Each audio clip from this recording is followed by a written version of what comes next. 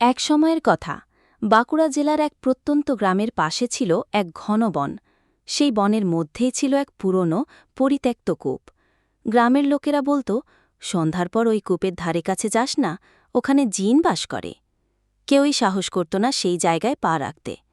কিন্তু সেই কাহিনী বিশ্বাস করত না এক দরিদ্র কাঠুরে, নরেন। নরেনের স্ত্রী অনেক বছর আগেই মারা গেছে। একমাত্র ছেলেটাও জ্বরে পড়ে মারা যায়। সংসারে কেউ নেই। বন থেকে কাঠ কেটে বাজারে বিক্রি করে কোনো মতেই দিন চলে তার। সেদিন সকালে সে দেখল তার ঝোলায় খাবার বলতে আধা শুকনো রুটি আর একটু গুড়। সে আপন মনে বলল, এভাবে আর কতদিন? যদি ওই জিনের কূপের পাশের বড় গাছগুলো কাটতে পারি, তাহলে একদিনেই 2 সপ্তাহের টাকার কাঠ পাব। গ্রামের বুড়ো হরিপদা তাকে সাবধান করেছিল, নরেন, রাত হোক বা দিন, জিন কাউকে ছাড়ে না। ও জিন মানুষকে মায়া দেখায়। প্রথমে ভালো ব্যবহার করবে, তারপর প্রাণ নিয়ে ছাড়বে। নরেন শুধু হেসে বলেছিল, আমি কূপরে না, কূপের পাশে গাছ কাটব। আর তাছাড়া ভূতজিন কিছুই নেই। সকালবেলা, রোদ গরম। নরেন সাহস নিয়ে বনের ভিতরে ঢোকে। হাঁটতে হাঁটতে পৌঁছায় সেই কূপের পাশে। আশেপাশে নিস্তব্ধতা, পাখির ডাকও নেই। সে কুঠার দিয়ে এক বিশাল শালগাছ কেটেই চলেছে। কাটতে কাটতে হঠাৎ সে শুনল একটা মিহি গলা, একটা মেয়ের মতো, ও গাঠুরে, তোর কষ্ট অনেক, আমি তোর সাহায্য করতে পারি। নরেন চমকে তাকায়। একটা মেয়ের ছায়া দেখা যায় কূপের ধারে। লাল শাড়ি, সাদা চোখ, মুখে ঠান্ডা হাসি। নরেন কাঁপতে কাঁপতে বলল, তুই কে? মেয়েটি বলল, আমি এই কূপের রক্ষী, জিন, কিন্তু আমি কাউকে মারি না, শুধু সাহায্য করি। জিন নরেনকে একটা রত্নখচিত কাঠের বাক্স দেখায়। তার মধ্যে সোনার মোহর, রূপোর থালা, হীরের আংটি। নরেনের চোখ চকচক করে ওঠে। জিন বলল, তুই যদি প্রতিদিন সন্ধ্যার পর এখানে এসে আমার সঙ্গে থাকিস, তাহলে এই ধন তোর হবে।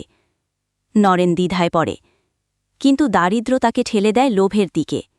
সে রাজি হয়ে যায়। প্রথম রাতে নরেন আবার কূপের পাশে যায়। চারপাশে কুয়াশা। জিন তার জন্য রান্না করা খাবার নিয়ে আসে, ভাত, মাংস, পায়েস, যা সে বহুদিন খায়নি। সেই রাতে জিন তাকে একটি চুক্তির কথা জানায়, তুই আমার সঙ্গ দে, আমার আদেশ মেনে চল, আমি তোকে ধন দেব। তবে একটা শর্ত আছে, তুই কিছু বলতে পারবি না। নরেন অন্ধ লোভে শর্ত মেনে নেয়। একদিন সন্ধ্যায় বৃষ্টি হচ্ছিল, বজ্রপাত হচ্ছিল। সেই দিন জিন তার সামনে নিজের আসল রূপে প্রকাশ পেল, এক লম্বা ছায়ামূর্তি, যার চোখে আগুন, মুখে রক্ত। নরেন চিৎকার করে ওঠে। জিন বলে, আমি তো তোকে কিছু করিনি, তুই নিজেই এসেছিস। আমি তো কেবল প্রলোভন দেখিয়েছি। এখন তুই আমার, চিরকাল।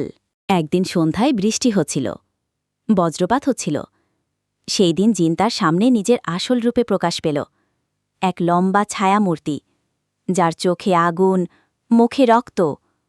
নরেন চিৎকার করে ওঠে। জিন বলে, আমি তো তোকে কিছু করিনি, তুই নিজেই এসেছিস।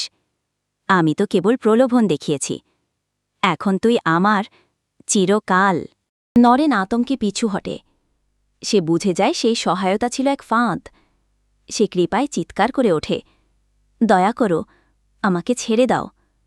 কিন্তু কূপের মাটি ফেটে যায়, আর সেখান থেকে উঠে আসে কালো হাত, যা টেনে নিয়ে যেতে চায় নরেনকে। সেই মুহূর্তে সে পকেট থেকে তার স্ত্রীর পুরনো ছবি বের করে ধরে। ছবিটায় গঙ্গাজল ছিটানো ছিল। ছবিটি দেখে জিন কিছুক্ষণ কাঁপে, তারপর হাওয়ার মতো মিলিয়ে যায়। নরেন বেঁচে যায়, কিন্তু তার মুখ শুকনো, চুল পাকা, চোখে ঘুম নেই। সে আর বনে যায় না। সে গ্রামে ফিরে এসে কুঁড়ে ঘরে চুপ করে থাকে। লোকেরা বলে, নরেন পাগল হয়ে গেছে।